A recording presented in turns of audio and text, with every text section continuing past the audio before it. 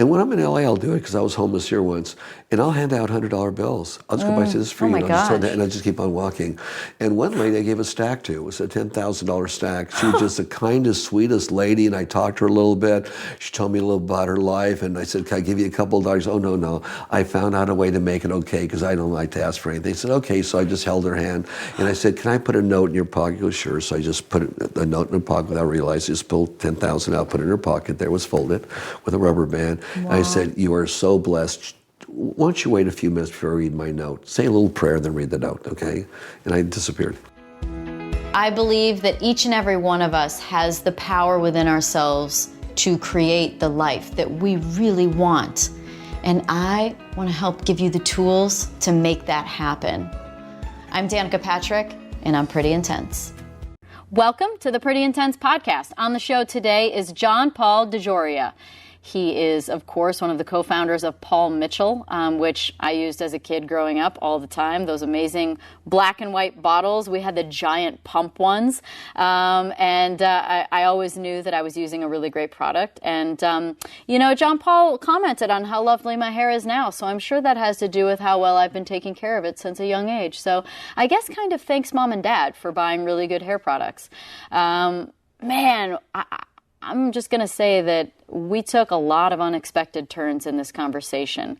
I absolutely loved it, but did not expect certain things to come out, like, I don't know, stuff about aliens and Integratron out in Joshua Tree. We went all over the place, but really a fundamental about John that is clear is his immense positivity and his love of giving back. Not just giving his money away, as he would say, but to help build things for people to create a stronger foundation and to grow and expand. And he's got some great stories about what has happened as a result of those ways that he's given back and how people have gained their strength and become more independent. So fantastic guy, someone that you just want to be more like. So please enjoy this episode. I think I told you that as a kid, I used Paul Mitchell all the time. We had the gigantic pump bottles. Yes. Yeah, the black Family and white, size. classic black and white bottles. And we used them as a kid all the time growing up. I thought it was like, smelled so great. And then there was the awapui day. And you can even say it. That's very Is good. that A lot the of way? people can't say awapui. You can say it. I was like, wow, this is the fanciest stuff. It's so cool. And your hair looks great, so it worked out well. Well, I've been taking care of it from a very young age. I can see that. Yeah, but you've had such an impressive run of amazing companies. And, just when you think Paul Mitchell is, humongous, there are others. But what made me most curious is I couldn't really figure out what it was that at a young age made you want to get into hair care. Good story. I was 26 years old, went through a variety of jobs. I hadn't been to college, at least not to attend college. 26 years old, worked for Time Inc. And I walked up to my manager one day on the West Coast here, and I kind of ran a big boiler room for Time, Life, Fortune, Sports Illustrated. I said, well, how do I get to become a vice president? He says, you have no college whatsoever, and you're only 26 years old. Come back and ask me when you're 35. I thought, I don't want to run this boiler room with people on the phone all the time for all these years. So a friend of mine, John Capra, was an employment counselor. So I went to him, and he sent me to a variety of jobs. And one day, and I didn't like any of them, but I worked there. I did a good job. I just didn't like them. One day he said, JP, there's this opening you might just like. Doesn't pay a lot of money, but you go anywhere you want. It's an unlimited field. It's a professional beauty industry. And one company that works mainly with hairdressers. I go, really? So I interviewed for the job. Obviously, I got the position. And and he was right, because in a year and a half, I went from being hired and knowing nothing about hair to their national manager of 2 divisions. But I studied hard and learned the industry really quick, and a lot of people in management didn't do that. So it was the freedom or the role that you were looking for more than anything? What was it that you wanted that the element that you wanted that you didn't have? The element that I wanted at that time was to be happy at what I was doing, not go to work for a paycheck. And that was a big switch. I wasn't happy where I was at. I sure wouldn't be happy there for another 9 years. So I was looking for something that would make me happy. And the beauty industry I thought would make me happy as I got into it. I found hairdressers are real fun. They're really cool people. Why did you think it would make you happy? I didn't know. I was looking. I didn't know.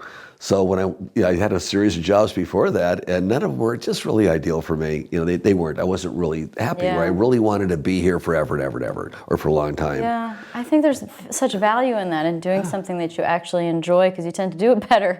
Yeah, but when you're not happy, it doesn't mean you can't do a good job, but there's some magic in really enjoying where you're at. I try and tell students when I lecture in colleges now, even though I haven't attended, I do lecture at them, and for some of our agencies of our government. I didn't go to college either, so. Okay, good, cool, fine. How many commencement speeches have you been asked to do? A few. Yeah, exactly. But, I'm not sure I should. What I'd like to tell them all is this, because people say, well, how do you know what you want in life? How do you find your dream, what you want?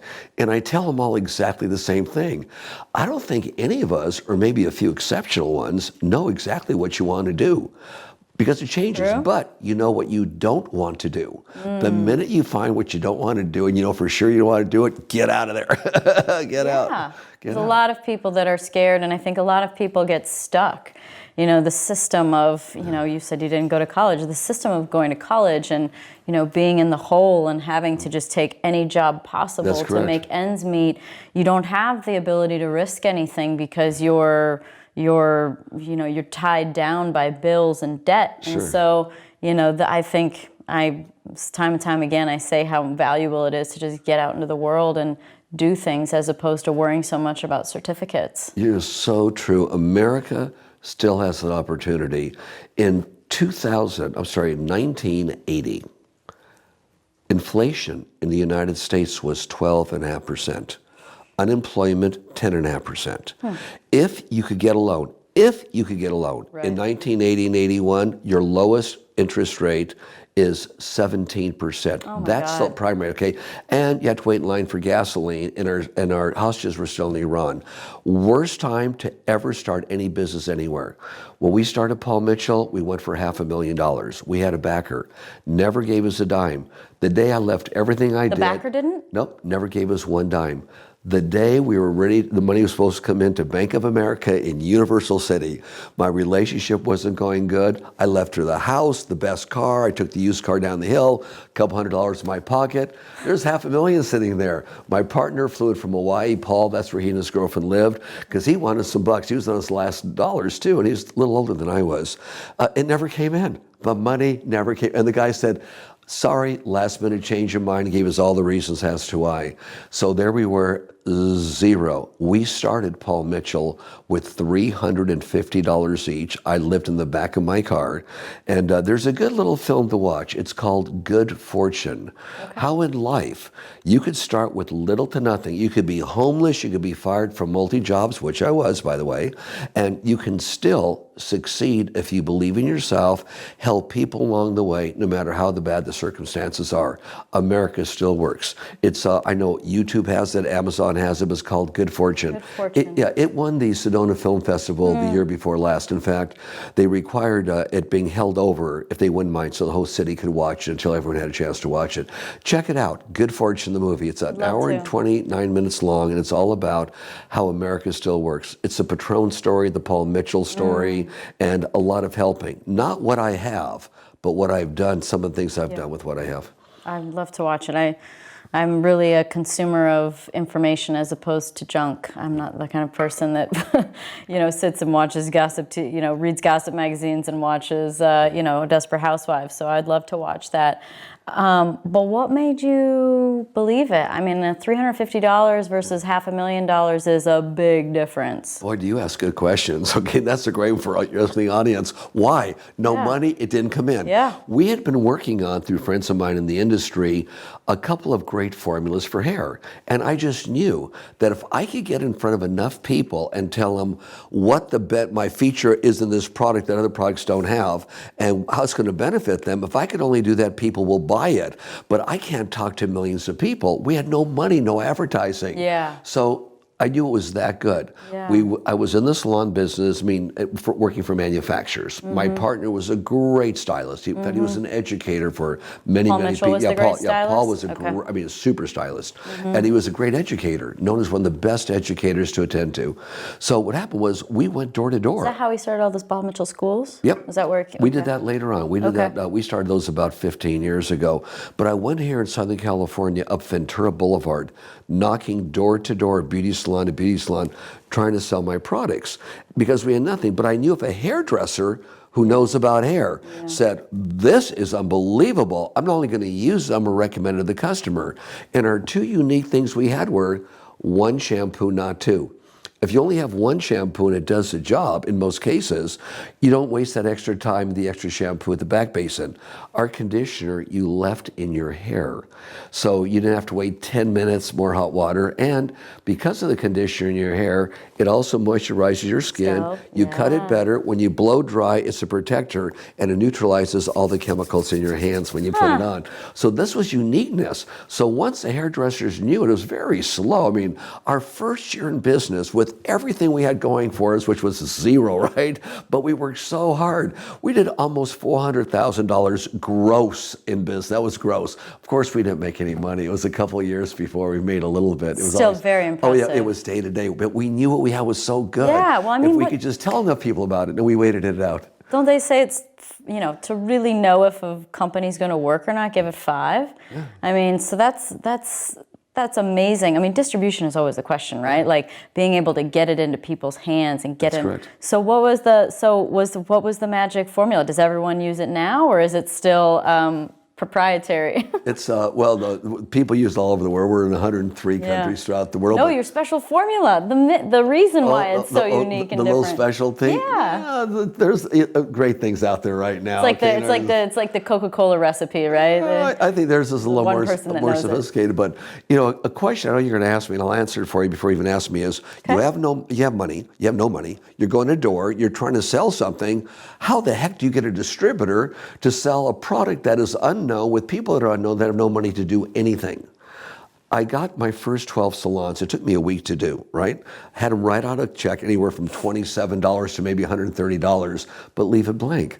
And they gave me checks. Leave the check blank? Oh yeah, leave the check blank, okay? You got them to give you the check No, fill it out for the amount. Got it. But not who it's to. Oh. And then I would deliver, it was products from my car. I got 30-day credit. That's how I got products in my car, 30-day credit from the vendor. Okay. And so they give me a check, right? It took me a week to do it. So I went to Paris Ace Beauty Supply, the biggest in Southern California out of LA, and went up to Jim Hendrietta, who was the president at the time, and said, "Hi, Paul Mitchell, here come. We have 3 products, the shampoo 1, shampoo 2, the conditioner, greatest things since bee's knees, et cetera, et cetera. Long story short, how'd you like to be my distributor?" He laughed, said, "It's a great presentation, but why? I have all these big lines, Helene Curtis, Maudine, the Redkins, I have everybody. Why do I want to build? You have no advertising money, no nothing." And I said, "And here's why." And I pulled out of my pocket 12 checks, put it right in front of them. And I said, "That's your first 12 customers, fill your name in. And if you'll only buy $2,000 from us," we were really hard up. Just $200,000 $2,000. 2,000. 2,000. Yeah, you could have an exclusive on all of Los Angeles County and Orange County. I mean, we just want to try and stay in business. You were wheeling and dealing. Well, we were just desperate. Was that you? It was me. Was that you I doing presented to him. you were the wheeling dealer? And then my partner was too, but we were desperate. We had no money. We had bills had Did to you be have paid. to give away more than you wanted at some point in time, or were you able to maintain? Only once a car. I had to give a car away once. But the end result was he became a distributor. And but another thing too for The person you gave the car to? No, he was another. That's another distributor. I'll tell you in a second. But anyways, this first guy, right? And he told this story at our 25th anniversary, which was 15 years ago. Paul Mitchell, we invited him over. He says, "So JP leaves my office, but he asked me one thing before he leaves. Could you please pay me when the goods are delivered?" And I said to JP, "We're Paris Ace Beauty Supply. We don't pay our bills for 45 days, no." And I said, "I'll be here every single day and sell it till it's gone. It's only $2,000, begging him." He goes, "Okay." The way he tells the story is, so JP leaves the office. 5 minutes later, I get a phone call. The warehouse man, there's some guy here unloading stuff on our dock and he wants a check for $2,000. He laughed his head off, and of course he did. And we sold his product out within a week and a half. So that's how we started. It was distributor to distributor. Still friends with him? Is he still around? I haven't seen him in about the last 10 years, but I'm sure he's man. pretty grateful, and he's glad to have cool taken guy. the chance. Sometimes you got to go with your gut, you know? You were convincing, you say desperate, but I would say convincing, and he was going with his intuition and saying like, you know what? Let's give this guy a shot. He seems motivated. Well, in order to be, shall we say, successful at anything, success isn't just money. It's how 100%. how good do you do what you do, right? I mean, that's success. But some of the real keys to it would be, one, be prepared for a lot of rejection. In my early 20s, I sold Collier's Encyclopedia door to door. No appointments, knocking, and no one knew I was coming. We had Encyclopedia Britannica or whatever it was called. Oh, great. The books. Well, Britannica got leads, and Collier's we did. It was door to door. But you learn rejection. And I believe what they said, because I was young. They said, you're going to have 100 doors slammed in your face, but on door number 101, you have to be just as enthusiastic as the first door. Yeah. And that's the only way you're to succeed at this. I believed them. Yeah. So slam in the face, or no, sorry, not interested. And I kept on doing it. And I did the same thing with Paul Mitchell. All these salons have said, no, why do I need you? How did you deal with that, though? How did you deal with that much rejection young? Well, I wanted a job. I got out of the United States Navy, and I heard all these glory stories about all the commissions you can make, and the regional manager was B.J. Wright. He was 27 years old and made $150,000 that year, so he said. $150,000 back in 1964, 65 is a lot of money. It's like, wow, you could do it too, but you got to stick by it. They were right. And you're going to have so much rejection. About 3 days is the average life of an encyclopedia salesman selling door to door. Seriously? But I believed him. Just stick it out. You're going to get it, And when I got my first order, a week later, it was, yay. So it didn't really affect you. You just you went into it with the perspective that you were going to get rejected. A lot of rejection. So then when you got rejected, you're like, well, there it is. Exactly. And if people know that, whether it's in your own personal life or your mate rejects you, your mother, your friend, your uncle, your school, anyone rejects you, no matter what you do. If you know it's going to happen in your life, happens to all of us, you're prepared for it. Yeah. And the effect isn't that much. The second part is make sure your service or your product is the best it can be. Don't go into the selling business. I'm going to repeat that a second time. Do not go into the selling business. Go into the reorder business, where your product is so good that you know when someone buys it, they're going to want to either use it again or recommend it to somebody else if it's a one-time service. Right. That's the key to longevity in any business and developing a product. You can have whistles and bells, but if it breaks the next day or doesn't work sensationally, you don't have longevity. Yeah, that's absolutely true. I mean, so many people think about how do we get this into someone's hands, like right off the bat? How do we sell this? Right. And if you shift your mindset to the reorder, how do we get them to reorder this? Then it orients you to the quality, which is going to give you the sustainability. That's correct. Did someone teach you that, or was this just something that you innately knew? It's something that I realized was happening, and it was working extremely well. It also How did you realize it was happening? I got results. I got more sales. Because the product was good. The product was so good, I got more sales out of it. Was it more expensive than others? Because a little bit more. It was just a little bit more. So let's say the average shampoo at that time was maybe $3.50. Ours was $3.95. Okay. But it was a little bit better, and it gave us that longevity to see the sales come in, the reorders. And it's our personal life's the same way. In other words, when you present to another human being, you could be a great actor, a great actress, present something, but the longevity has to do with what is the quality that you're presenting and that somebody is saying. That's your longevity. Is it long lasting, or is it just? I hope everyone pauses on that and writes that down. I mean, that's true. What do you bring to the table? Are you showing up every day bringing your best? Because that's your longevity, is that you're a reorder, right? Even in a relationship, you're a reorder every day. That is every correct. day. I like you. I love you. That's right. That's right. That's great. And people, if you don't think that way, it doesn't happen. You take things for granted. We're humans. We're humans. We've been here for 200,000 years, and however we were created, we're humans. We all do human stuff.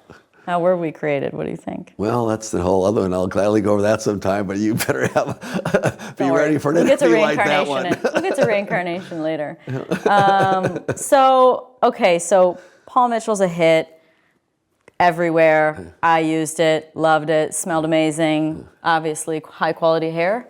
As a result, Patron. So Patron comes along. Yep. Like you're just like a hit list. So tell the story about how Patron started. Sure. And by the way, in between Paul Mitchell, Patron, there were a couple little things I started that didn't go so well. So not everything I touch turns to gold. That's nice to say. Oh, no, but it's the that's truth. important to know. I started telecommunications when I didn't know about it. Today I know about it. But and other unusual things I thought would be great, and they just weren't. So it's about beginning, late 88, early 89. I helped this young man out named Martin, who went bankrupt in hospitality. And I put him in the architectural business. I was the bank. He'd go to Mexico, buy pavers, furniture, come back, sell it to restaurants and architects for their model homes. So I was starting to build a home here in Malibu as a summer home for my family. And I said, Martin, when you go down, see if they have some really old pavers for us. And by the way, why don't you see what they drink down there? Because the tequila we drink here, you almost hold your breath with. He goes, okay, JP. He comes back with these 2 really long bottles. Yeah. And it was the smoothest I've ever had. And I said, wow, Martin, that's really smooth. He says, but I met this guy, Francisco Alcaraz. He says he could make it smoother. And then he showed me this bottle that was made out of recycled glass. I said, if we can make enough bottles, let's say 1,000 cases, 12,000 bottles, out of this recycled glass, right, with a tequila smoother than the one I'm drinking right now, why don't we try going in business? I feared worst scenario, because it was very expensive. If nobody buys it, for the next 10 years, everyone, you have a baby here. Yeah, I was going to say, it's a currency. Yes, oh my God, it's a currency for 10 years. I hear you. So when we took off, nobody would take us on. Nobody would take us. They said it's the best tequila we've ever had, but for $37 a bottle, to tequila that's selling for $4 and $5, it's not going to happen. No one's going to buy it. So we finally convinced, in Los Angeles is where we started it, we convinced somebody there that was in the wine business only to carry our product. After a year and a half, they only sold 2,000 cases. So we dropped them, went to Jim Beam, big company. You want to be our master distributor? You can sell to your distributors. Oh, great, we'll take it. After a couple years with them, they were doing about 13,000 cases a year. And we said, we should be doing a lot more. And they said, guys, let me tell you the truth. We're Jim Beam, we know. Your tequila is the best there is. There's none better. But by that time, it's $38 a bottle, right? The most you're gonna ever do, guys, is maybe 20,000 cases a year. That's it. That's it, guys, no more. Okay, we took it back from them, gave it to Seagram's. Seagram's built it up to 70,000 cases a year. At 38 a bottle still. Exactly, and we knew that we could do a better job ourselves. We went to court, we bought them out of their contract, we took it over ourselves. And to give you an idea of the growth of Patron, when I sold Patron last year to Bacardi, we were doing way over 3 million cases a year. And when you put our whole brand together, over 40 million bottles a year. Way over 40, almost 50. So in other words, so what they say was wrong. So sometimes people that are experts tell you something, but if you believe in your heart, with your heart, not your head, but your heart, that no, that's not right. I don't care what an expert you are. We're going to get better. We deserve better. You go for it. You do. Yeah, I want to talk about that. I want to talk about believing, because it's like that's a total it's a common thread in success. But here it is again, and you're hitting on it. So, you know, what does it take to get to a place where you really believe in something? Like what do you need to do or feel or experience or try or vet out? What's been your formula? I have not had a formula, and no one's asked me that question before, but I could instantly answer it. And it's this: just be in your life. Example, I get up in the morning, and I learned this years ago, and you go to the bathroom as you normally do. Go back. I have to go in the middle of the night, so. Well, let's say then and in the morning, right? Yeah. So you get up there, I'm like, I think I woke up at 3. It's only 6:30. Exactly. You just sit there and you clear your mind. That's not easy. Our minds go fast. So I look at the wall. I look at the ceiling. Okay, it's the ceiling. That's the lamp. That's the bottom of the bed. There's my dog Susie outside, ready to jump in the Colorado River. I focus, right? Then I go right back, and maybe I'll look at a wall, and I'll just clear my head. Anything enters my head, I'll look at the doorway. I'll look at anything to go into present time. It only takes a couple, and just be. Sometimes I close my eyes, sometimes they're open. I just be. And then almost every single day what comes out of me, either quietly or verbally loudly, is Creator of souls, thank you for this incredible life you have given me. And help me see the truth and how I could spread goodness with this blessing you have given me.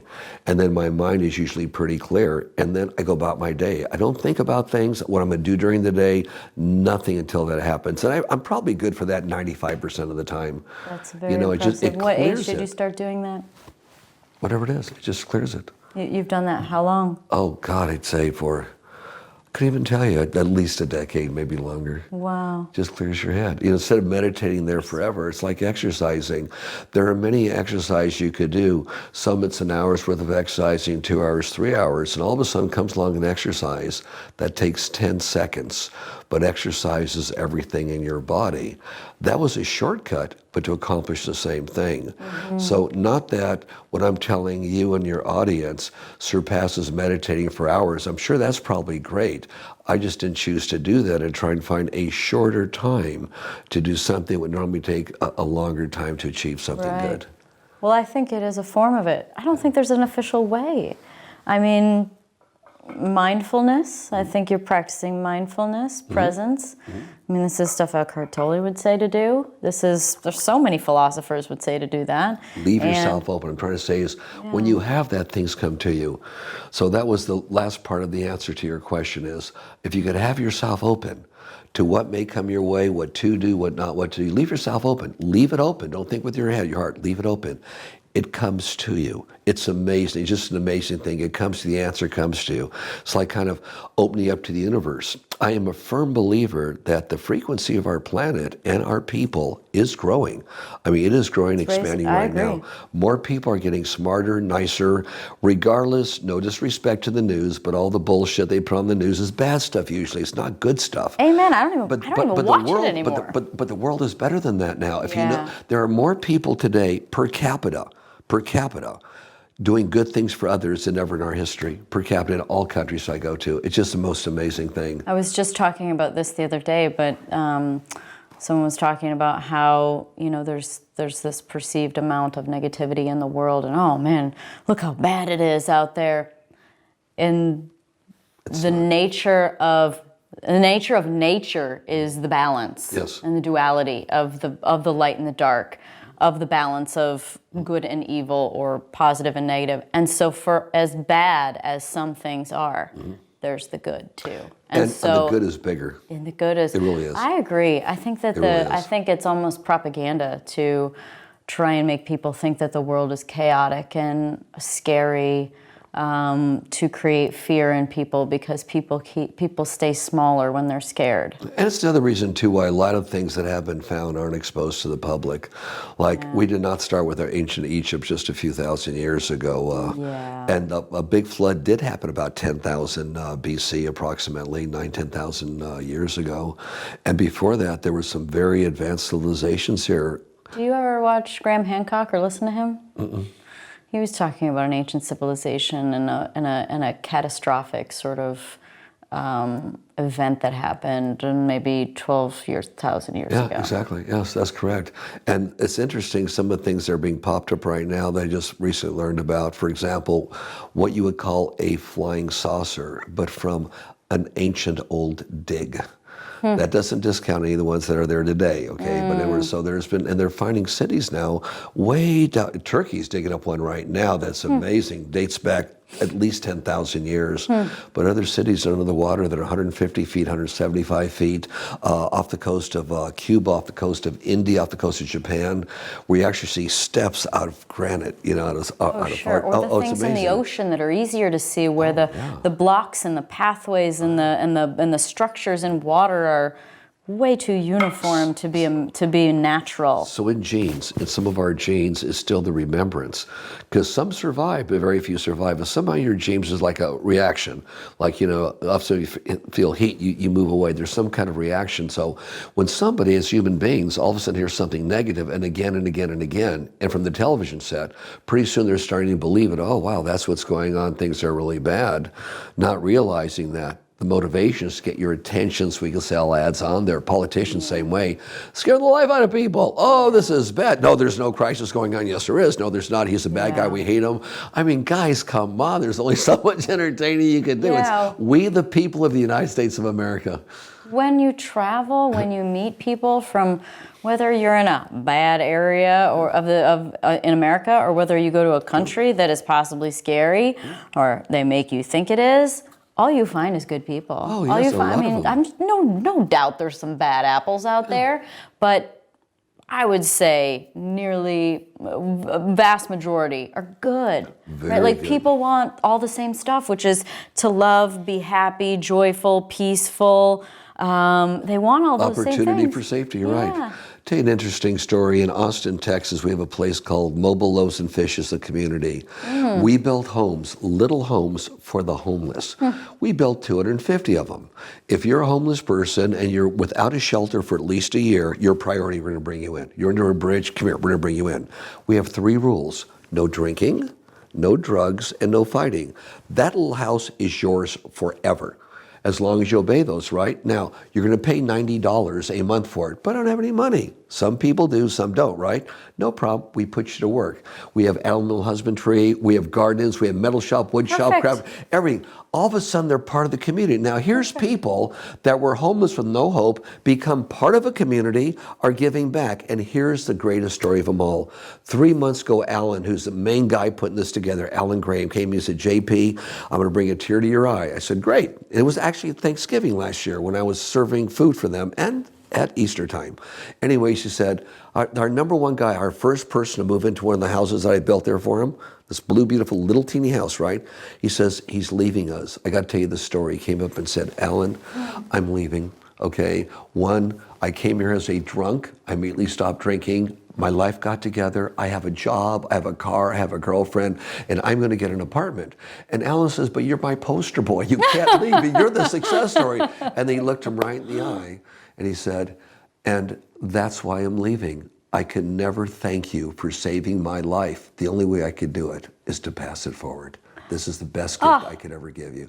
Oh, tears came out of my eyes when he told me that. That's an idea. If you give someone an opportunity in life to be able to do something properly with dignity and include them in everything, they're paying their way. It's not just free. I hate this free handouts. You don't feel like yourself, you know. To change their narrative. Yeah, it's something, you know, just something. Just get involved somehow. When I was a kid, I worked, you know, at Stewart's Cleaners when I was 13 years old. I get a check, and there was a little teeny money, $1.80, whatever, taken out of my $30 a month check, right, for taxes. I'll never forget the first time, Mom, I'm a taxpayer. Look, Mom, look, they took money out for taxes. You are the total optimist. Most people are like, I got to pay taxes. I was happy. I paid, Mom, I'm a tax. Can I vote? No, but I paid taxes. I felt good. So when they say, well, no one pays any tax up to, I don't know, was it 20, 30, 40, 50,000, whatever. Well, can't they pay it even 1%? Because then you feel like you are part of society and it's not a handout. The more handouts you get, the more you expect, the more you justify your handout, and the more maybe political parties say, we'll give you more handouts if, you know, vote for us, more handouts, you don't have to pay for this, you don't have to pay for that. So people use that opposed to realizing we are very powerful entities. We are the power of one and can accomplish anything that we really want to. 100%. Be full of negative ideas, negativity will come in there. Be full of positive ideas and believe in yourself, and positivity comes out of it. I 100% agree. And don't hang around people that are complaining all the time. Stay away from them. You're right. You're right. I just had that conversation on my social media platform about friends and the kind of people that you have around you, and are they the kind of people that, you know, bring you up, or do they pull you down? Do you feel your energy shift with them? Are they, you know, basically, are they energy vampires? Are they toxic people? Are they helping you progress? Are they, you know, are they gossiping and things like that? Or are they talking about, you know, potential and dreams and surrounding yourself with that? So the question I have then, based on some of these things you've said, is do you think that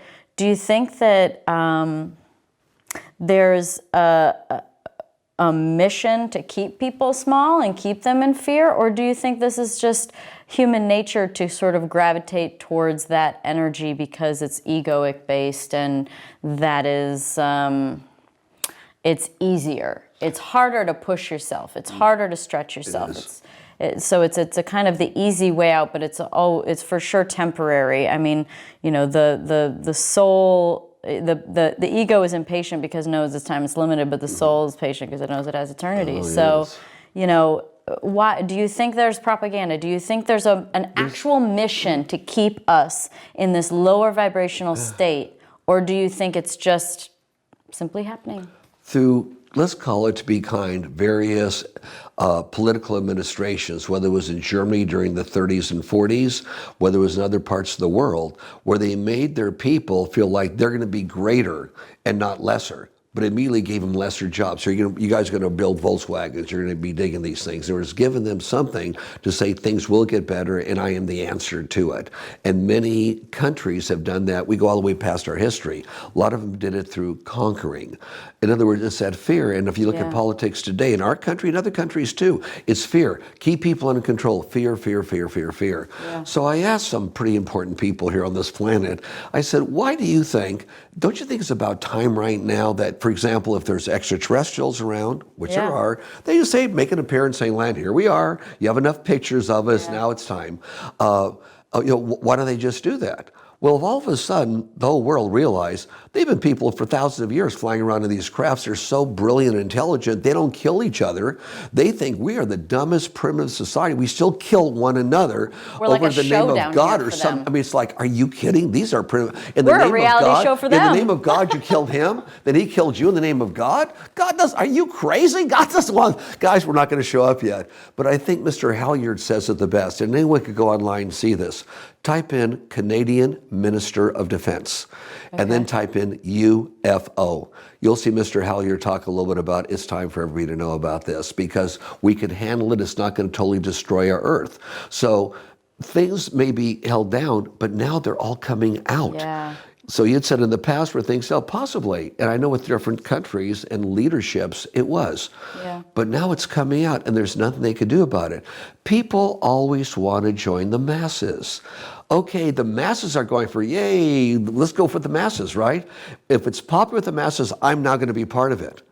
But what they forget is the masses are made up of individuals. And it's the power of one that can change it all. It's the power of one that can change the masses. But if you do what you want to do, not what else someone is telling you to do, and you know it's right, you're your own mass of one. And then if it is right and it's good, others join you along the way. Strength in one. So are you going to storm Area 51? I don't know. Did you sign the petition? What do you have? Do you have a story or a situation that made you either prove to you that, I mean, I 100% believe in aliens. There's no way we're the only people out there. I watched a great series. I can't wait for season 2 to start. It's on FX. It's called Project Blue Book. And it was all about all the sightings that were happening in the 50s and 60s. Yep. And so each episode would dive into one of those sightings, and at the end of the episode, it would show you the newspaper clippings and the headlines that were, that talked about that, and it would also, of course, show you the pressure to cover it up, the pressure within the government to cover it up, the pressure for scientists to cover it up, to come up with some kind of halfway logical reason why something happened. It also talked about mind control in there and all of those things. But was there? Do you have a why? Where did you arrive? How did you arrive here? I have spoken to people that are some of the most credible people on the planet that have seen them. Okay, and touched me, but under our control. In other words, in our space, not someone else's. By the way, after you go Secretary of Defense Canada, then type in Secretary of Defense England, the United Kingdom. Really? Same thing, UFO. See what they have to say. Then do you really think the president has I feel like there's stories in history about presidents wanting to know what's going on and they're not really allowed and they're not privy to that information. That's true. Is that to protect them from the pressure of having to answer? Or is this just that there are people above the president? Yeah, there are people above the president. A couple of our presidents, obviously, and I think Clinton made a big deal out of it. So did Carter. They said, I'm going to the CIA. I want to see what we have here on, I believe it was the CIA. I want to see what we have here on UFOs, flying saucers. Nope, that's only for certain eyes only, and you're not of that caliber to go on that special little list. I believe that happened to Carter, too. Why do you think that they hide that from us? I think it's because, guys, you're not the ones that should know right now. You're not going to go along with whatever the story is. But I can understand it also because all of a sudden, saucers going all over the place. It'd be like taking an Aborigine and put him on an escalator for the first time. All of a sudden the steps are moving. He's so totally insane. But I would say, if anything, this is my personal thought, with all the movies that are going on right now and all this leaking out, that leaking out, within the decade, maybe in the next 5 years, I think it'll be more exposed. Yeah. I think it's a great thing. I think that I feel like one of the presidents said, maybe it was Ronald Reagan, that said, if we knew that there was another entity out there, we knew that there was an alien race, how we would come together and realize how similar we are. We would join up. Now the question is how would we all react? Would we join up in a positive, loving way, or would we join up in a fearful way? It's documented, by the way, that Reagan did experience a flying saucer experience, and so did Carter. They both did, and they talked about it. They talked about it much. But how would they react? Well, I think it's a little reverse. Are they ready for us, or can we just silently help this race to stop killing one another in the name of God and every other stupid reason you could ever imagine? Right. We are part children of God ourselves, and we know it's peace and tranquility makes the world work, not kill that guy because he doesn't believe the way you do. Aren't they normally found near nuclear sites? Where where they can disarm nuclear weapons. They could do that very rapidly. Yeah. Yeah, they don't even have to be there. I mean, they're very, very advanced. It really starts to explain the crazy things. Like when I was a kid, my dad's, we were talking about, the pyramids in Egypt. And he goes, aliens built them. That's what he'd always say as a kid. And I didn't really think much about it, but I think that kind of probably, that seed was for sure planted from a young age. But it would start explaining whether it be Easter Island or the pyramids or all the Mayan temples throughout South America. Yep. It would start to explain how, or Stonehenge, and how the rock formations came, and how that they had anti-levitational gravitation, no, anti-levitation. Thank you. Anti-gravity levitation. Thank you. Got it. Thank you. A tongue twister. But how they were able to use those technologies to move things. I mean, if you look at just simply what vibration does, we all are vibration anyway. I love that thought of that. If you collected all the matter of each human being that is the size of an apple, I think that concept is amazing, and that we are all just sort of vibrating energy. We're just nucleuses vibrating like a little storm, and so that kind of energy can move, maybe not mountains, but maybe. Oh, it can move a lot. And when people know more and more about our history, it's like during the biblical days, okay, and some Jesuit priests had told me about this. If there's something in the Bible that doesn't correlate with something science has already proven, just remember that the Bible was written by man, not by God. Now, of course, God influenced them. There's no question on that. But still, man occasionally could make a mistake when they write something. Darwin, so they say the world is 5,000 years old. Well, obviously it's not, okay, but a little mistake. Darwin comes along, and with whatever knowledge he had at the time, he went through the evolution. You start out here to see that all of a sudden you're a monkey and you're a chimpanzee, and then a Cro-Magnon and a Neanderthal, and all of a sudden we are we. Well, all of a sudden DNA came along a short time ago, where you could dissect anything that's organic. And then they started dissecting some old mummies and old relics going all the way back, and all of a sudden discovered our species, you, me, okay, we're 200,000 years old. We are not an extension of the Neanderthals, unless some of our people mated with them back there in those days. I don't know, but it's an incredible book that was written. By the way, I was just fascinated with it. It's non-religious. It's just all about facts, and it's called Human by Design. Like human beings by design, but talks about we humans. And the interesting thing is that the humans of today, you and me, are almost identical, other than maybe had a little more facial hair, that we are today. They were 200,000 years ago, and that was somehow, they don't give the little details, but we were created. Now, did a God and something in the Bible, the Adam and Eve story, was that it, but just twisted a little bit? Don't know.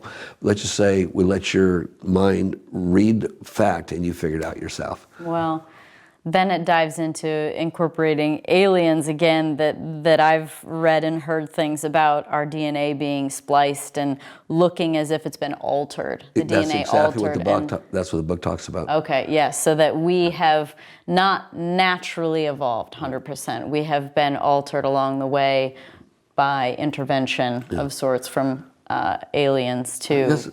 That's what it appears to be. It appears to be that way, you know, in all God's little children. We've advanced too quickly, essentially, is what they say. Oh. Yeah, well, all God's little children. You know? Yeah, and you know what? At the end of the day, too, when you look at the Bible, and it says, you know, even God made man. If Adam and Eve didn't just pop up, well, it doesn't mean He didn't make them. Like, That's it doesn't correct. mean that they didn't start here to become here. That is correct. When you take linear time away, and you take time and space away, and you just, who knows how long? What's a day in the universe? Time starts bending Exactly. when you travel at a faster speed. So, like, you know, it's just a giant loop and things are happening. Do you believe in parallel universes then too? Now you know how we get around. Yeah. Wait, what do you mean we? I'm sorry. Let's say how. Now we know how in life we'll be getting around. Okay, there's a speed of light. And I'll give you an example of how things are going to be changing very fast in your life. In your lives too out there, everybody, whoever's watching this, okay? I'm part of the advisory board of the University of Texas. And we're one of the 10 groups building this new telescope up in the mountains of Chile. It'll be up and running by 2024. It's only 4 years from now, all right? Now, scientifically, we are, meaning the universe, is about 15 billion years old. Okay? Yes, right. Earth, they've proven, is almost 5 billion years old. Right, Okay? yep. Now, if you shut the sun off and you're on Earth and you just shut the sun off, you wouldn't know it for 8 minutes. The speed of light takes that long. If all of a sudden it's off and you turn the light on, you wouldn't know the sun was shining for 8 minutes, right? Okay. They say many of the comets and flying stars that we see right now, it happened millions of years ago, but right now it's reaching us. Okay. Yep. So this gives you a perspective, all right? Yep. This telescope will see within 100 million years of the start of the universe. 100 million years is nothing in billions of years. In billions. Yeah, 100 million, in which they could see so far with such clarity, and the technology obviously is very confidential technology right now, but you could see into the, if you could see, you can imagine up to 100 million years, 100 million years, yeah, you see the before Earth and everything else. And within 4 years. So this gives you an idea of what's happening now, the technology now that's being shared. So let's say there were crashes or there were recoveries or was technology that was found. Well, it's already felt its way down into industry. You see that in our stealth fighters. The military has a lot of it, but you're also seeing ways how it helps mankind in things they use every single day. Things like, you know, Kevlar, for example, not just to stop bullets, but to help protect us in case we run into a rock or something. So many great things, the transistors, all these other wonderful things to help mankind. That all happened really, really fast. And I think within the next, maybe even 5 years, we'll have a cure for cancer. I'm pretty sure we will. That'll be. I agree, and I don't think it'll be the conventional way that we all think so with medicine. Right. I think that we work as human beings on a frequency, and I agree. I think that's for sure coming too. Fascinating. You know, you're such a thoughtful person, and something that struck me is just how charitable you are. And there's a good quote of yours: "Is that success unshared is failure." Can you explain that? Sure. I think it's because I've been so low in my life and so down and out and homeless a couple of times, right? I know what it's like to have absolutely nothing. And at one time I had a 2.5-year-old kid in my arm, right? So it's like, it was very, very difficult. So I know what it's like. So when all of a sudden you have a place to live, okay, and you know, and running water and food and your bills are, you know, are being paid, even though they're late, they're being paid. You know, that's kind of success. And all of a sudden one day happens in your life and my God, I could pay my bills on time. That was one of my biggest things, was 2 years in business with Paul Mitchell. I could pay my bills on time. Yay! Didn't pay them off, but paid them on time. All of a sudden, you're successful. Oh my God, this is great. I'm doing my job. I love what I'm doing. Well, if that success isn't shared one way or another, you're a failure. And I have other people that I know that are extremely wealthy that don't want to share their money. Now, you're not giving your money away. I don't give money away. I do projects like Mobile Loaves and Fishes. I donate to, I started Grow Appalachia. I think I help responsibility for the majority of 4,000 African children, babies that parents died of AIDS, ages 1 to 12 years old. We take care of them because they have no parents. I mean, just all over the world. But because we're successful, we have more, I think God gives that to us so we could take care of our fellow man, and I do. There was a lady one of the ladies running for President of the United States under the Democrats right now. And she and I had an interesting conversation. I said, you are great, you believe in the metaphysics, you believe in love, and you are incredible. I want to get behind your bandwagon. By the way, what are your feelings on taxes? And then she said, well, for the wealthy, anyone that has over $50 million, okay? I agree with Elizabeth, these other people, your wealth is going to go down 2% a year.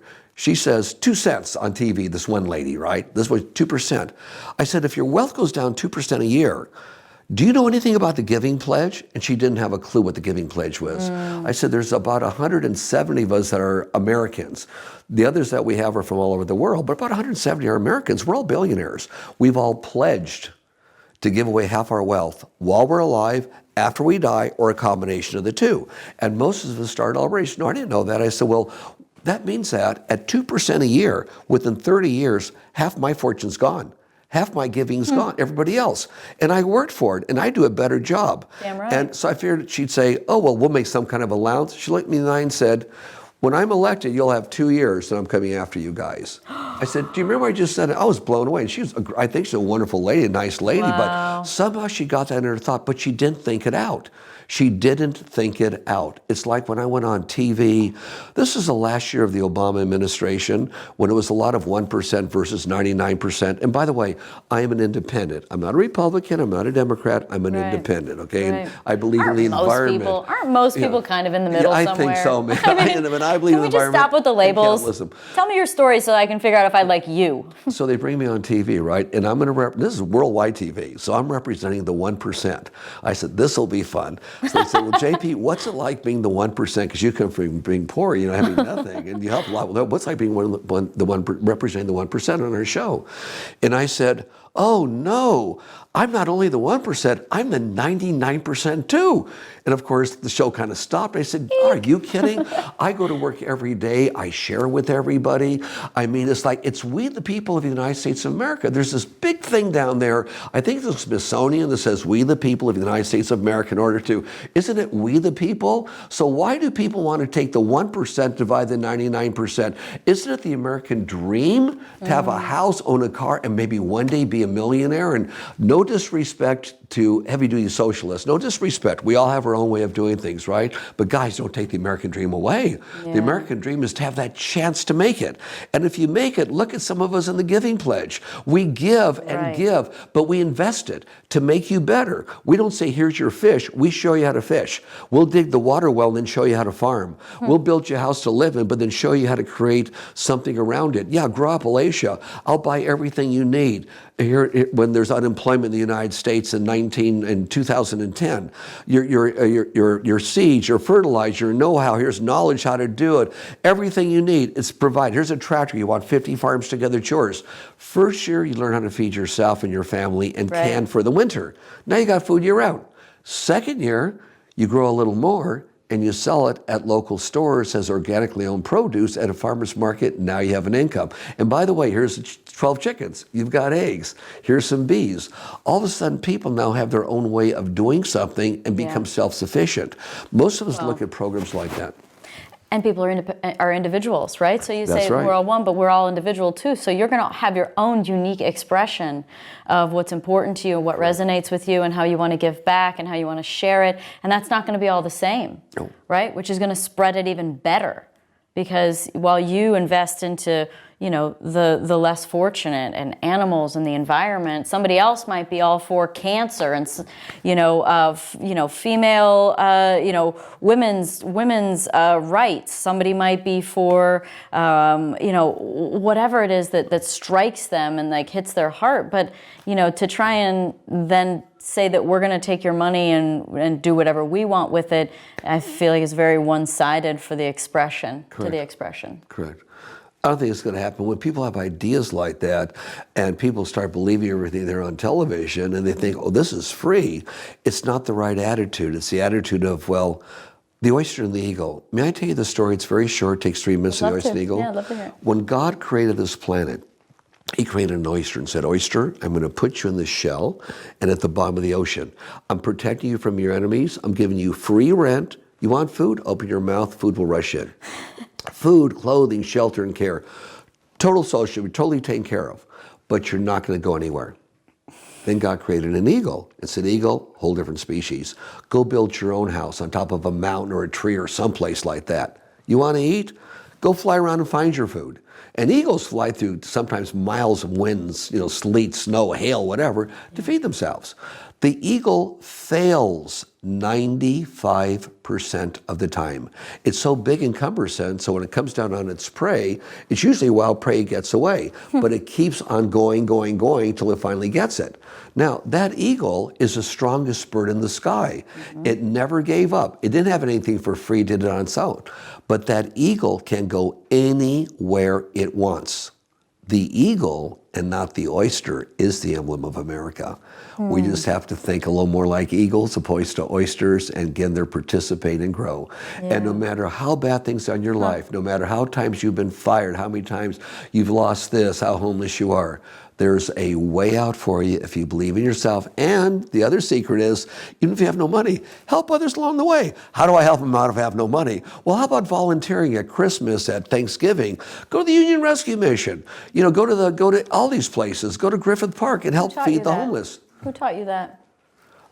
My mom. Yeah. Actually, my mom, and may I give it just a second credit to my mama. Yeah, that's beautiful. We had nothing, lived in downtown LA, deadbeat dad. Were you a poor family growing up too? Yeah. We had a deadbeat dad. So from less than I was 2 years old, my mom raised us. Very, very difficult for us. But at 6 years old, she took us to downtown LA. It was different than today.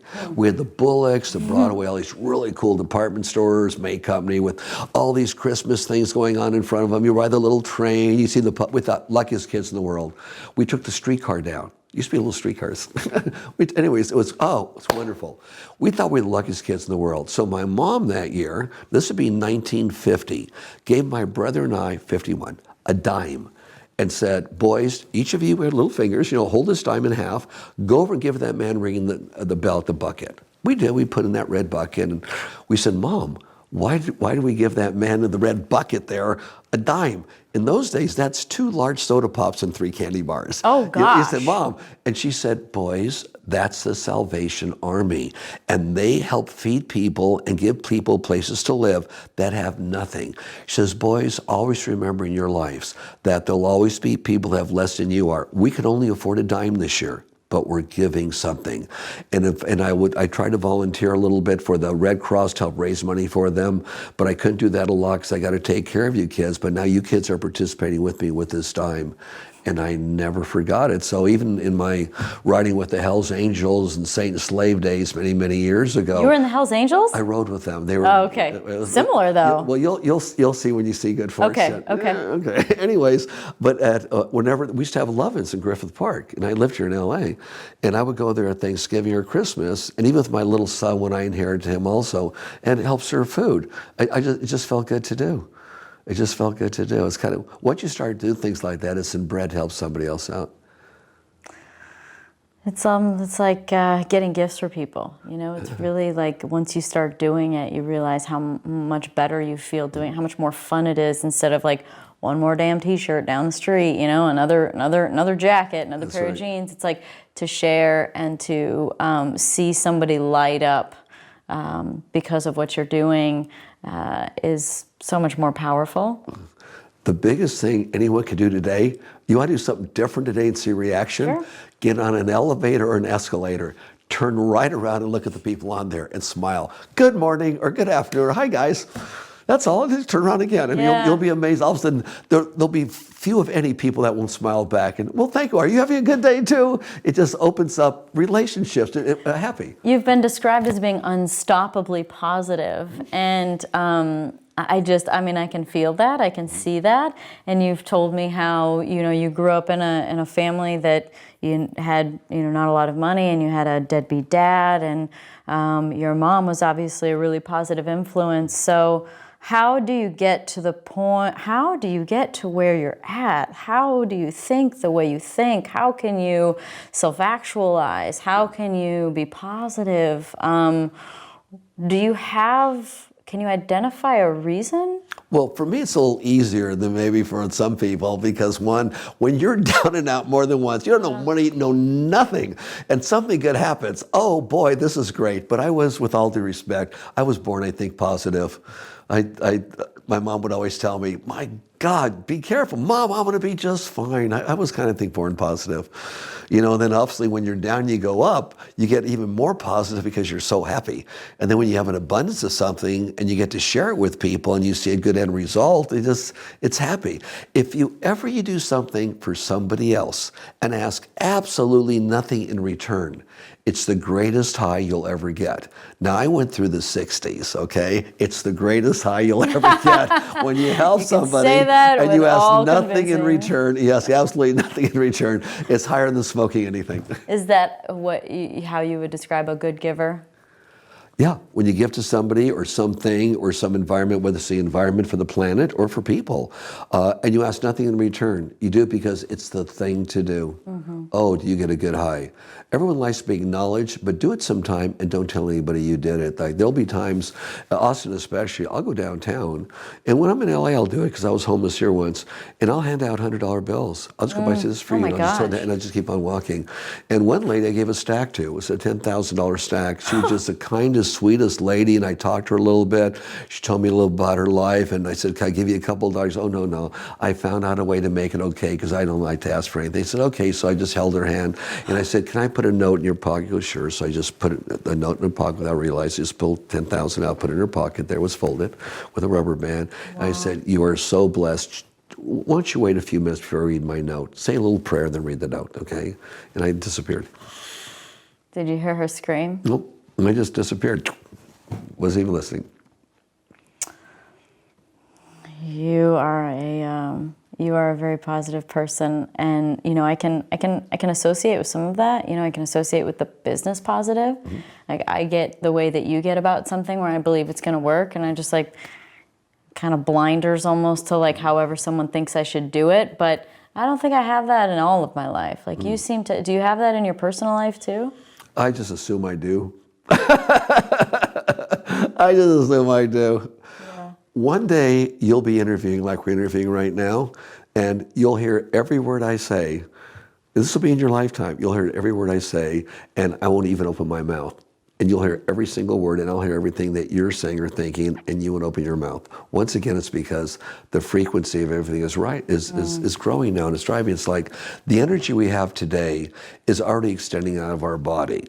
Because for me to go over there and touch your hand, for example, right now, okay, I'd have to touch it for you to feel it, right? Okay. Mm-hmm. Right. Mm-hmm. Okay, and I'm what, 2 inches above her, 1 inch above you? Mm-hmm. Okay. It's a fellow named Pedro Reyes Jr. told me about that. He was famous, I think, for being in the Philippines, top rate on people with his hand. You go right in, do the operation, come right out, there's nothing left. But I met with him once in Hong Kong, and he had told me that we humans, if only we knew in these bodies that we're in right now, that we have these abilities and we have the intention of carrying them forward, all of a sudden they will start happening. It's just how we believe. And whatever that mind can believe and truly believe and conceive, it'll achieve. Very strong. I mean, the Bible said that, didn't it? It said, I think Jesus said, anything that I can do, you can do even more. Yeah. We just have to remember. You are God's. Yeah. Why do people have such a hard time with that? Why do we think we're smaller than that? Why do we not think that we're on the same level? I think it's because most people, and this is no disrespect to any religion or any way of thinking or philosophy, idolize like there is one God and there's a whole bunch of us down here, unrealizing that every one of us is part of that one God. God sees and acts through us. He sees you, he tastes things through you, and because he's so unreal, look what the man created. He could do this billions of times through billions of people. It's like when I first started dialing phone numbers, Mutual 8341, my original phone number, I came when I was a little kid. All of a sudden now we had 6 digits, then we had 7 digits, now we have 10 digits. All of a sudden the mind is pulling those in when it was hard to go from 4 digits to 5 digits or 5 to 6. Yeah. So, once again, things are improving because one another, as we all progress and we all lift our frequency, we lift others along the way with us. And it makes for a better world. So there's a lot of good stuff in the future up and coming here. I can tell you that. How did you come to believe in frequency? I just know. So back to reincarnation now. I knew we'd get back here again. I knew it'd fit in. It's just no. How do you past lives? Do you believe in the collective consciousness, Akashic records? Just about everything you said. Like I can see more auras now that I didn't see before. I could be in an area. What color is mine? Right, that's kind of goldish white. Yeah. Wherever that came from, it's kind of goldish white. Nice. That's nice. And also able to, and this just happened the last year for whatever reason when I was in Switzerland. I saw this beautiful mountainside full of grass, and it was like neon green. And I didn't take anything. So it's not I drank too much or didn't take anything, right? It was real neon green. And then I started looking as we were driving in old classical cars around Switzerland, neon green. When I got back to the United States, the lawns were more neon green. The green was so green, it was almost like a neon green. And it just all of a sudden happened. So that's got to be a frequency. Perception-wise. Yeah, perception-wise. Your perception of it. Just all of a sudden happened. It was like, something more intense. So instead of seeing black and white, we start to see color. Was this in the 60s? This is all right now. Oh, right now. This is all the last I was couple going to years. say, Oh, no. it was the mushrooms. No, it wasn't the mushrooms. I didn't eat mushrooms that day.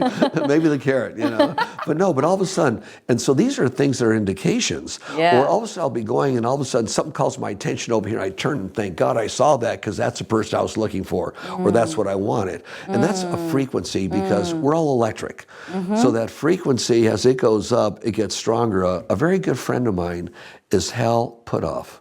They made a movie about Hal with George Clooney called, I think, Talking to Goats, about remote viewing. He headed up the remote viewing for our agency. Oh, wow. He headed it all up. It's real, where you could be in the United States and see what's going on in Russia. Well, they have remote viewers too.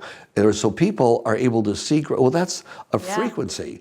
That if you're able to do something like that and people can be taught to do that, that's a frequency. I've heard that the government recruits people that have the ability to do remote viewing and brings them in-house so that they can understand more of what's going on in the world. Or partially, and then teaches them how to do it. Which, if people don't know, remote viewing is the ability to obviously be able to see what's going on when you're not there. Exactly. It's tapping into the energy.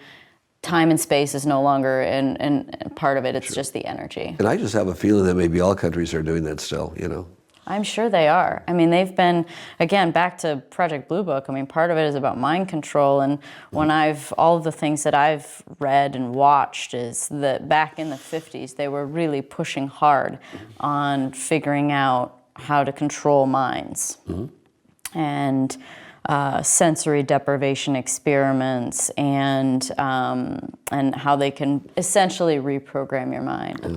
It's like acid didn't work out very well for them because people became free thinkers. Yeah, I thought that was maybe where LSD came along. They were looking that's acid. for LSD, that's real. Yeah, I think LSD was through research, Harvard and the military. That story I'd heard.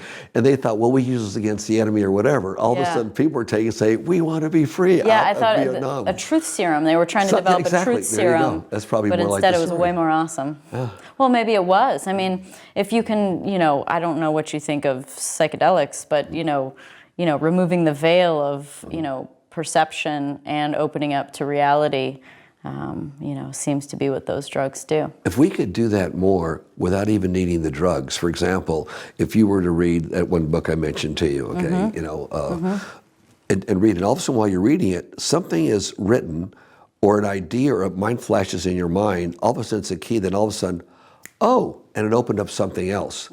It's like sometimes you could be around people that are very, very there. And when you walk away, what was that? What is energy still with me? Then all of a sudden you see things a little differently. It's all growing in a good way. It's growing. You see things. So you could read something that all of a sudden opens the key to your mind, or be around an energy that opens up the key to your mind. All of a sudden the next day, the next week, the next hour or something, you're feeling more like lighter or better or more understanding, or, I couldn't hear that before. They're by the front door there, but I could hear them now for some reason. So there's many little keys as we're reading and as we're becoming educated that opened up, I think, locked doors. That's my belief, locked doors, So really credible people There have been say, some locked doors of yours. well, there's locked doors there, okay? If a lot of people there tell you that, that's out there and here's the proof that it's out there, you're exposed to it until finally you see the proof with your own eyes. There's a place out in Joshua Tree. That's out here in the desert, called the Integratron. Did you see it around? Oh, I've been there. I've Okay. done it. Well, let me tell you the story behind it. Please which do. I want to tell the For people. those who don't know what Integratron is, describe Integratron and then tell your And story, I will because tell you it's the a real very story. unique, cool the place. Integratron is the middle love it. of Joshua Tree. It's a giant half dome, probably 75 feet across, like a big half dome. It's got an armature, meaning something go around the outside with some things sticking in. If you go on the inside, you can hear a little bit of an echo. People are there right now. They make crystal therapy. They put crystals in there. That's what I'm told anyways. I Have you Not 45 years. Okay, But I'm so- going to tell you the beginning. Oh yeah, tell me the beginning, and then Okay. I'll tell you But what it is now the at the crystals end. are in there, right? And they get I went there 2 years they get ago. this great energy feeling. Well, many, many years ago, like about almost 50 years ago, I was out there visiting a friend, and I was much younger than I am right now. And they told me about this guy named Dr. George von Tossel and his wife Doris, who built something called an Integratron in the middle of the desert. And there's a lot of flying saucers out there, or viewings of flying saucer. She says, believe me, you're meant to go there. So as we're going there, let's say there may have been something that zoomed by. Let's just say there may have been. I don't know. Who knows? Okay. Anyways, I go out there and I meet with them. I walk into this room, and there was about maybe a half dozen, 8 people there. They looked like they were 500 years old. I mean, these are elderly people, right? George von Tossel, I guess, I'm somewhere in his 60s, 70s, 80s. Hard to tell. Anyways, he said, "Oh, welcome. We've been expecting you." Joan, did you say something? No. He said, anyways, we are the College of Universal Wisdom.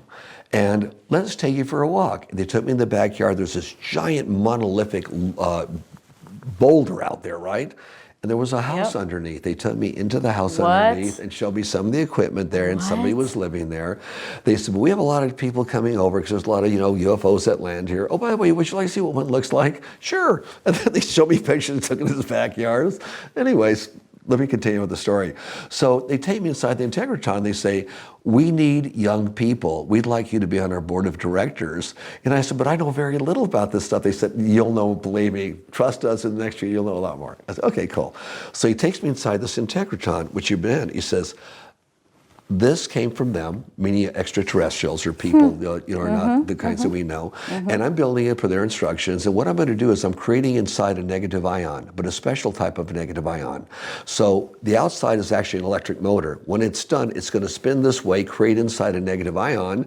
And as people walk through with cancer, that cancer is going to be gone. It's going to boost up their immune system so much, it's going to cure cancer by the And then time the they get government out. murdered everyone. Anyway, so this is a very strange story. I'm not saying anybody who murdered who, but about 40, it must have been 70, right around 1976. I got a call on my home phone. We didn't have cell phones in those days, from Doris von Tossel. She was a doctor / chiropractor. Says, JP, I have some news for you, but believe me, everything's okay. George died last night.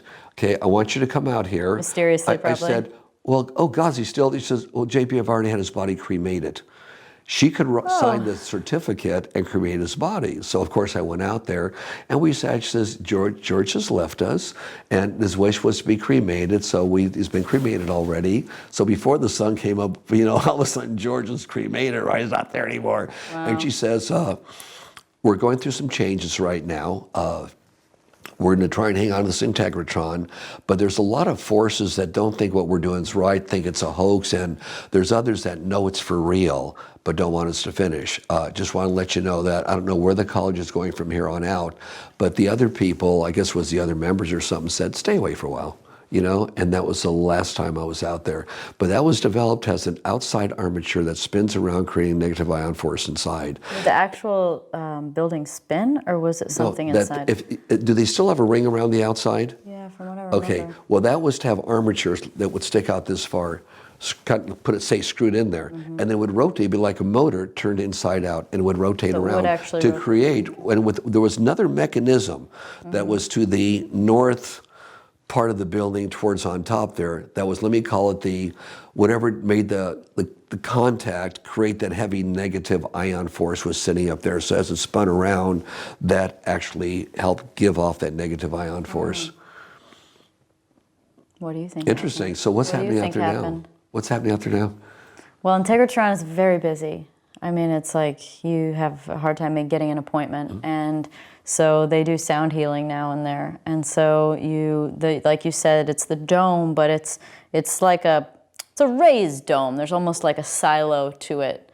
And so, because when you go in the bottom, it's kind of the holding area, and then you walk up some curly stairs up into the platform where you lay down and get comfortable on your little mat. That'd be the blanket. top of the dome. That's on the dome. So it's inside the dome, but it says, but there's a level inside the dome. When I was there, it was empty. There was no level. Okay. Yep. They've built a platform now, and it's completely covered. And so the stairs go up. You shut the hatch. You're in that area.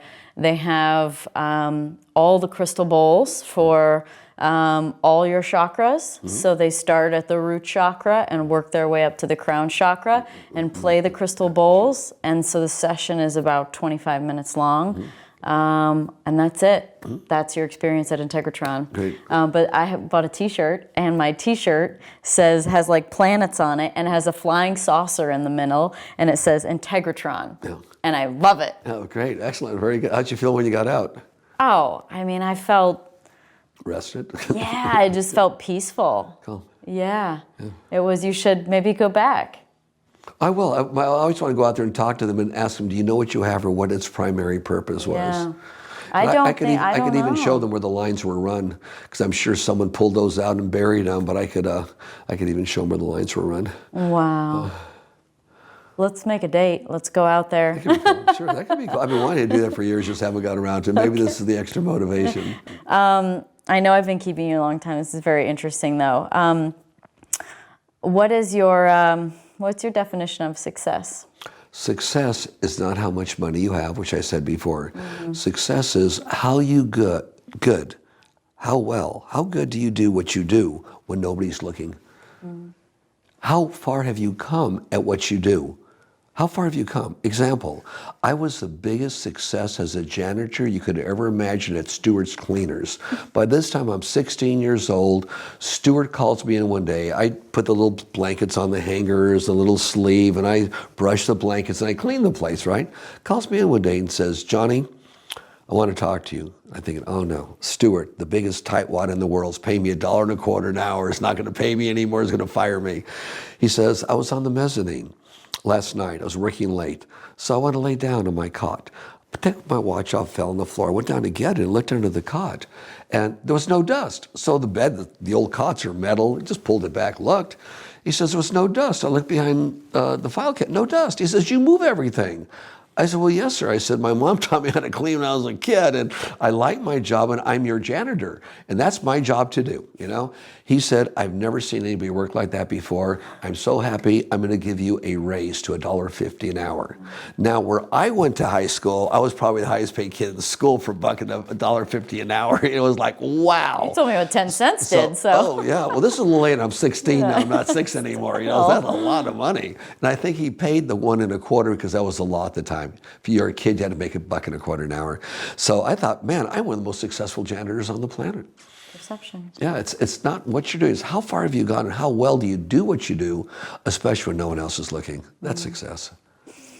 What are some things that we can do as regular mortals to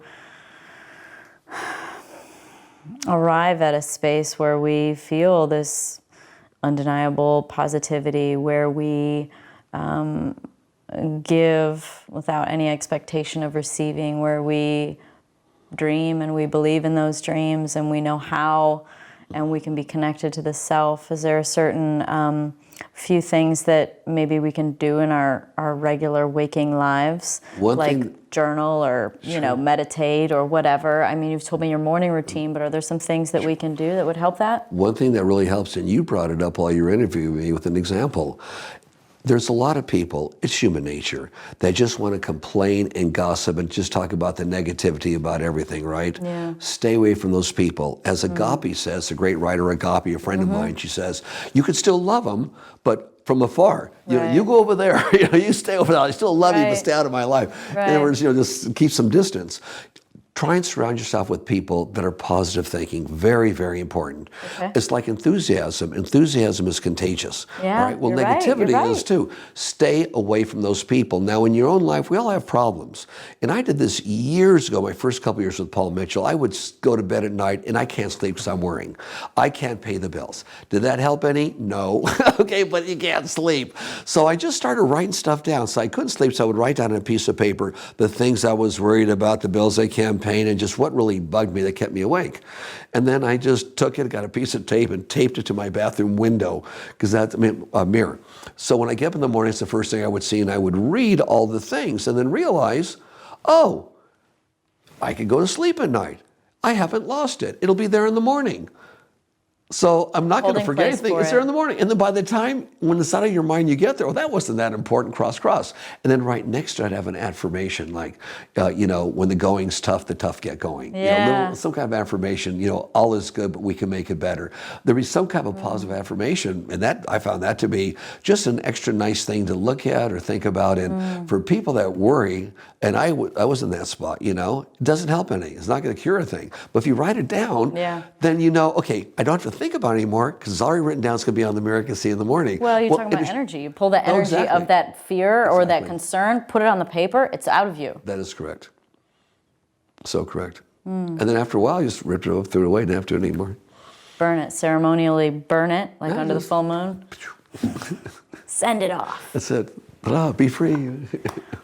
We could all just be a little bit more like you, and we all can. I mean, that's the thing, is that it's all within us, and I appreciate you sharing your habits because and your thought processes, because it's inspirational. So thank you. Thank you. We have 16,000 students now in our Paul Mitchell schools. We have way over 100 Paul Mitchell schools. Part of the curriculum, besides being one of the greatest places to learn how to do hair and be a professional stylist. My friend's husband is a hairstylist, and one of his products that he makes is in some of your schools. Oh, fabulous. Yeah. Well, part of our culture is in training. We take a few months. Everyone participates in the culture. Giving, loving, giving back, how to treat everybody like one another, how to take care of the little guy. It's all in the culture of our schools. When you see Good Fortune, the movie, you'll see one aspect where I brought 3,000 students together, a couple thousand students together, and their reaction about caring about everybody. And the little guy really, really counts. It's when you're around people like this or an environment like this, it just continues. And you've got the same attitude, and I hope everybody that you interview, you have the same kind of message that you give across from yourself, let alone whatever they could participate in.